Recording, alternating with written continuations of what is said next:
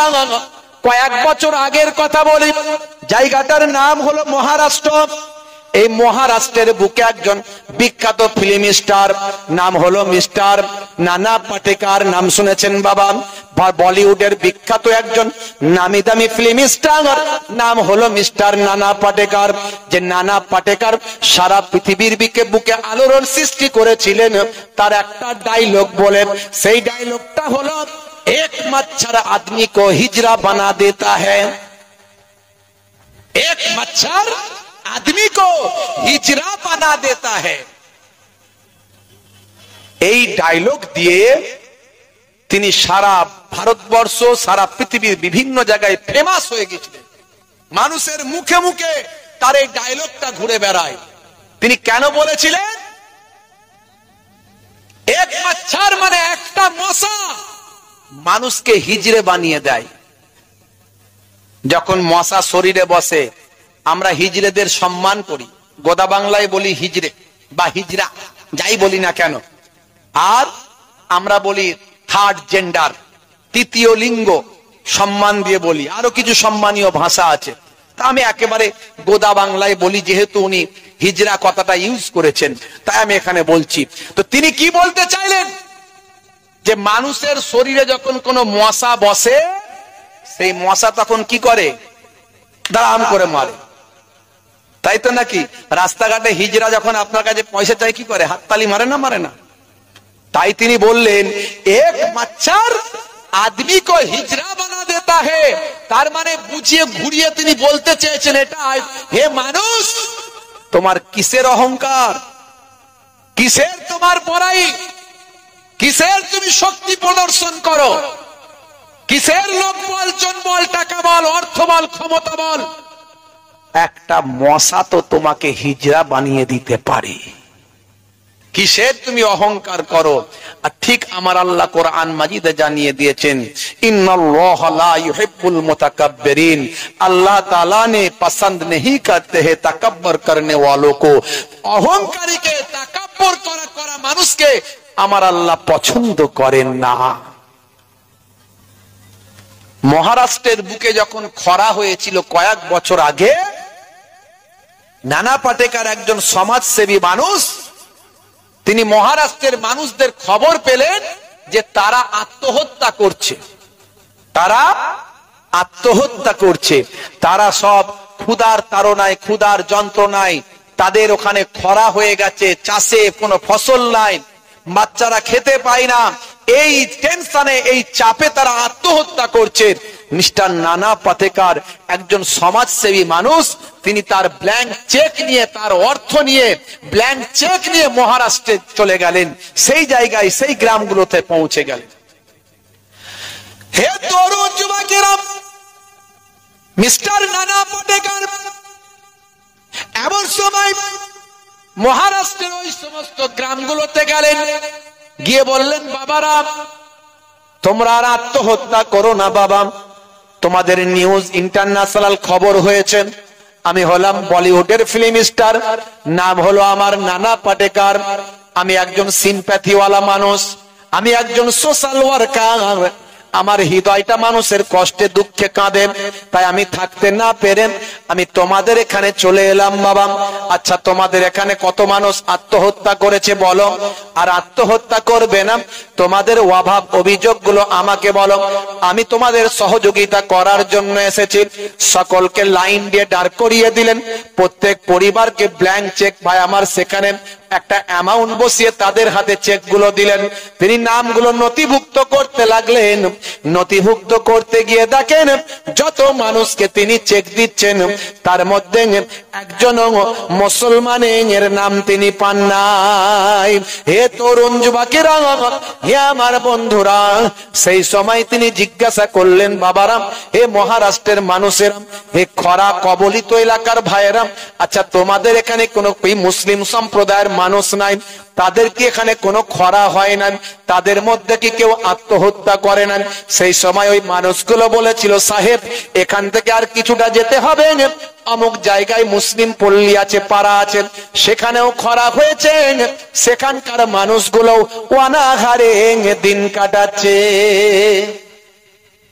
Mister নানা পাটেকার সেই সময় গাড়ি ঘুরিয়ে তিনি মুসলিম পাড়ায় গেলেন, মসজিদের সামনে দাঁড় করালেন গাড়ি, বললেন বাবারা কাদের খরায় অসুবিধা হয়েছে, কারা অনাহারে দিন কাটাচ্ছ লাইন দাও, আমি বলিউডের ফিল্ম স্টার নানা পাটেকার এসেছি তোমাদের সাহায্য করার জন্য।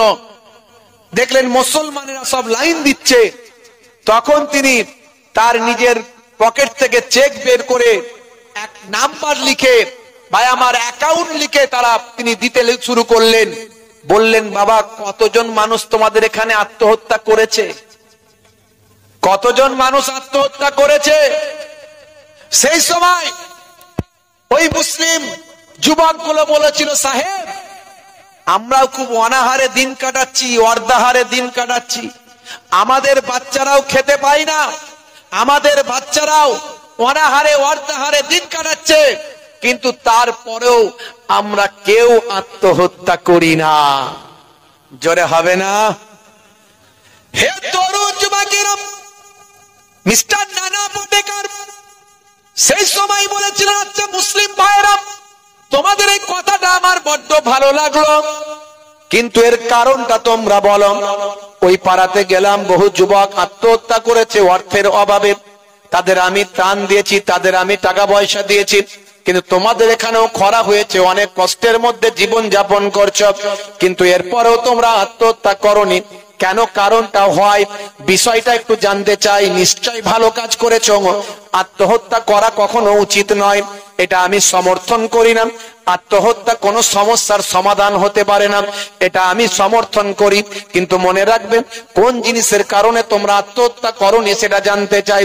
মুসলিম যুবকগুলো বলেছিল শুনে রেখে দেন হে মিস্টার নানা পাটেকার, আমরা হলাম মুসলমান, আমাদের ধর্মশাস্ত্রে বলা হয়েছে আত্মহত্যাকারী মহাপাপী, আত্মহত্যা করলে শান্তি পাওয়া যায় না, দুনিয়াতেও শান্তি নাই, আখিরাতেও শান্তি নাই, আত্মহত্যা করলে জাহান্নামে যেতে হবে। এই আমাদের ধর্মশাস্ত্রে বলার কারণে আমরা কেউ আত্মহত্যা করি না। মিস্টার নানা পাটেকার ভাই আমার অশ্রুসিক্ত নয়নে বলেছিল ও মুসলমানেরা বড় ভালো লাগলো তোমাদের কথা শুনে, আর তোমাদের এই বাণী শুনে কথা শুনে বড় ভালো লাগলো, তবে মনে রাখবেন তোমাদের কোরআন, তোমাদের নবীর হাদিস যা বলেছে, তোমাদের কোরআনের বাণীগুলো আমার হৃদয়টা ছুঁয়ে যায়। তাহলে সব কিছু আল্লাহ কোরআনে বলেছেন, এই কোরআন আপনাকে আমাকে সঠিক গাইডলাইন দেবে। হে তরুণ যুবকেরা, সেই কোরআন আপনাকে আমাকে বলছে বান্দা আমি তোমাকে সুন্দর করে পৃথিবীতে সৃষ্টি করেছি, লাকাদ খালাকনাল ইনসানা ফি আহসানি তাকবীম, আমি মানুষকে সর্বাপেক্ষা সুন্দর করে তৈরি করেছি। হে মানুষ তোমাদেরকে এক কাতরা নাপাক পানি থেকে আমি আল্লাহ তৈরি করেছি, সেই নাপাক পানি থেকে আমি আল্লাহ, আমি সেখান থেকে তোমাদেরকে তোমাদের ওই নাপাক পানি থেকে ব্লাড রক্তের পিণ্ডেতে পরিণত করেছি, আবার এই রক্তের পিণ্ড থেকে আমি আল্লাহ গোস্তের টুকরোতে পরিণত করেছি, গোস্তের টুকরো থেকে নির্দিষ্ট সময়ে মাতৃগর্ভে একেবারে সিকিউর জায়গা মাতৃগর্ভের আইসিইউ এর মধ্যে রেখে সেখানে আমি তোমাকে নির্দিষ্ট সময়ের মধ্যে পঞ্চ ইন্দ্রিয় নাসিকা কর্ণ জিহ্বা ত্বক দিয়ে একটা সুন্দর মানব তৈরি করেছি। হে মানুষ তোমাকে আমি এত সুন্দর ভাবে তৈরি করলাম, পৃথিবীর জমিনে এত সুন্দর করে পাঠালাম, পৃথিবীর শ্রেষ্ঠ জীবে পরিণত করলাম, পৃথিবীর মধ্যে উৎকৃষ্ট প্রাণী করলাম, এত কিছু নিয়ামত দিলাম, এরপরেও কি তোমরা আমাকে অস্বীকার করবে? কাইফা তাকফুরুন, তোমরা কেমন করে কুফরি করো বিল্লাহি, আল্লাহর প্রতি। তোমরা ছিলে পৃথিবীতে কি ছিলেন? ওয়াকুনতুম আমওয়াতান, তোমরা ছিলে মৃত, ফাআহিয়াকুম, আমি তোমাদের জীবন দিয়েছি, সুম্মা ইউমীতুকুম, আবার তোমাদের মৃত্যু দেব, অর্থাৎ এই পৃথিবী থেকে আমরা চিরতরে মারা যাব। কে কে মরবেন না হাত তুলে দেখান তো দেখি। সবাই মরবো? তাহলে মারা আমরা সবাই যাব, কথা ঠিক না ভুল? হ্যাঁ, আল্লাহ বলছেন বান্দারে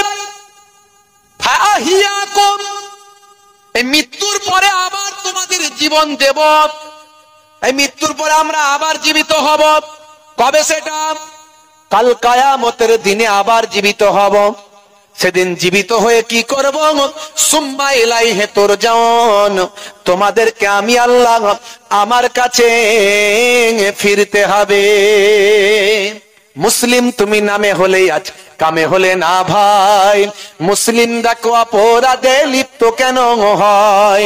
মুসলিম তুমি নামে হলে আজ কামে হলে না ভাই, মুসলিম দেখো অপরাধে লিপ্ত কেন হয়? মুসলিম তুমি কোরআন হাদিস পড়তে জানো না, মুসলিম তুমি মসজিদেতে নামাজে এলে না। মুসলিম তুমি নামে হলে আজ মুসলিম তুমি নামে, মুসলিমের পথে সমাজে বদলাবে রে, সমাজে বদলাবে। মুসলিম তুমি নামে হলে আজ কামে হলে না ভাই, মুসলিম দেখো অপরাধে লিপ্ত কেন হয়? বমে বারুদে নেশার তালাই হবে না কারো সাথী, বমে বারুদে নেশার তালাই হবে না কারো সাথী। সালাউদ্দিন আর তাগুলের তুমি যে উত্তরসূরি, ব্যঙ্গ কার্টুনে ব্যঙ্গ সিনেমায় নবীর সম্মান কমে না, ব্যঙ্গ কার্টুনে ব্যঙ্গ সিনেমায় নবীর সম্মান কমে না। গুগল সার্চের সেরা মনীষী খুঁজে দেখো না। জোরে হবে না? গুগলে যান, সারা পৃথিবীর কিছু কম বেশি 500 কোটি মানুষ গুগলের উপর নির্ভরশীল। আগের মতো এখন আর লোগাত খুলতে হয় না, অভিধান খুলতে হয় না, ডিকশনারি খুলতে হয় না। এখন মোবাইলে আছে গুগল, সেই গুগলে গিয়ে যে কোনো প্রশ্ন দেবেন, অ্যান্সার পাবেন। Mathematics, economics, physics, chemistry, biology, bioscience, আপনি সেখানে হাদিস পাবেন, তাফসীর পাবেন, ফিকহ পাবেন, আপনি বিভিন্ন তথ্য সেখানে পাবেন। সেই গুগলে গিয়ে আপনি বলুন, who is the greatest person in the world? হে গুগল, সব প্রশ্নের অ্যান্সার দিয়েছে, এটাও দাও। সারা পৃথিবীর মধ্যে শ্রেষ্ঠ মহামানবের নাম কি? গুগল আপনাকে অ্যান্সার দেবে, greatest person in the world of prophet মুহাম্মাদুর রাসূলুল্লাহ সাল্লাল্লাহু আলাইহি ওয়াসাল্লাম। জোরে হবে না সুবহানাল্লাহ? তাহলে আমরা শ্রেষ্ঠ কোরআন মাজিদ পেয়েছি, শ্রেষ্ঠ কিতাব পেয়েছি, শ্রেষ্ঠ পয়গম্বর পেয়েছি, শ্রেষ্ঠ নবী পেয়েছি, শ্রেষ্ঠ কিতাবের অধিকারী হয়েছি, শ্রেষ্ঠ নবী আমরা পেয়েছি। তারপরেও শ্রেষ্ঠ আমরা উম্মত হতে কেন পারবো না? আমাদেরকে তো আল্লাহ বলছেন, তোদের আমি শ্রেষ্ঠ উম্মত বানিয়েছি, কিন্তু আমরা গ্রহণ করতে পারছি না। আজকে উম্মতের কি সম্মান আল্লাহ দিয়েছেন। মুসা কালিমুল্লাহ বললেন, আল্লাহ তুকাল্লিমু মাই হাল তুকাল্লিমু আহাদা গায়রি, আমার আল্লাহ আমি ব্যতীত আর অন্য কারোর সঙ্গে কি তুমি কথা বলো? তুমি তো আমার সঙ্গে মুকালেমাত করো, আমার সঙ্গে কালাম করো, আর অন্য কারোর সঙ্গে কি করো নাকি? মুসা নবীর সঙ্গে আল্লাহ কালাম করতেন, কথা বলতেন, তাই না? তাই ওদিক থেকে আমার মায়েরা একটু কথাটা কম বললে ভালো হয়। মাগো, তোমরা মা জননী মা, একটু কথা কম বলো, তোমাদের ওয়াজ করবো একটুখানি, তোমাদের ওয়াজও একটু হবে। আগে আমি একটুখানি এই দিকটা ঠিক করে নিই, তারপরে তোমাদের দিকে একটু ওয়াজ করবো। খুব সংক্ষেপে, ঠান্ডার রাত তো বেশি সময় নিতে পারবো না। অনেক ভাইরা দাঁড়িয়ে আছেন, ওনারা দাঁড়িয়ে দাঁড়িয়ে শুনছেন, আবার বেশি বললে ব্যাক গিয়ার দিয়ে পেছনে চলে যাবেন, তাই বেশি বলবো না। ব্যাক গিয়ার দেওয়ার থেকে দাঁড়িয়ে থাকাই ভালো, অসুবিধা কিছু নাই। তো মাগো একটু কথা কম বলেন। তাহলে মুসা কালিমুল্লাহ বলেন, আল্লাহ তুমি আমার সঙ্গে কথা বলো, আর কারো সঙ্গে কথা বলো নাকি? আল্লাহ বলেন, হে মুসা কালিমুল্লাহ, আমি তোমার সঙ্গে কথা বলি, কিন্তু 70,000 নূরের পর্দার ভিতর দিয়ে কথা বলি। জোরে হবে না? জোরে হবে না? কিন্তু হে নবী মুসা, শুনে রেখে দাও, আমার উম্মতের মধ্যে আখিরি জামানায় আমার একজন পয়গম্বর আসবেন, যিনি হবেন নবীউল আম্বিয়া, সরকারে দো জাহান, সুলতানে মদিনা, আখিরি জামানার পয়গম্বর হে নবী মুসা কালিমুল্লাহ, যাকে আমি আল্লাহ তাআলা নবীদের ইমাম বানিয়ে দেব, নবীদের নেতা বানিয়ে দেব, নবীউল আম্বিয়া করে দেব, সেই আখিরি জামানার পয়গম্বরের আমি আল্লাহ অনেক সম্মান দিয়েছি, আর সেই নবীর উম্মতের কি সম্মান দিয়েছি শুনবে?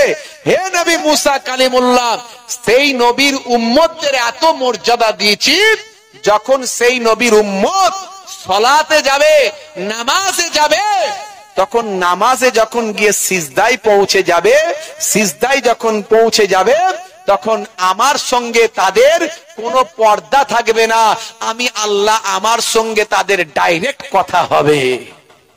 জোরে হবে না? বন্ধুরা আমার, তরুণ যুবকেরা আমার, সেই কোরআন মাজিদ আমরা পেয়েছি, আর সেই নবীকে আমরা, রাসূলকে আমরা পেয়েছি। আল্লাহ বলছেন, বান্দারে, হে দুনিয়ার মানুষ, তোমরা ইবাদতটা করো, আমার ইবাদতের জন্যই তোমাদের পাঠিয়েছি। তবে মনে রাখবে ইবাদতটা কেমন হবে? লাকাদ কানা লাকুম ফি রাসূলিল্লাহি উসওয়াতুন হাসানা, তোমাদের নবীর জন্য উত্তম আদর্শ আছে তোমাদের মধ্যে, তোমাদের নবীর মধ্যে আছে তোমাদের জন্য উত্তম আদর্শ। তোমরা সেই ইবাদতটা করবে, নবী আনা তরিকায় করবে। জোরে বলুন সুবহানাল্লাহ।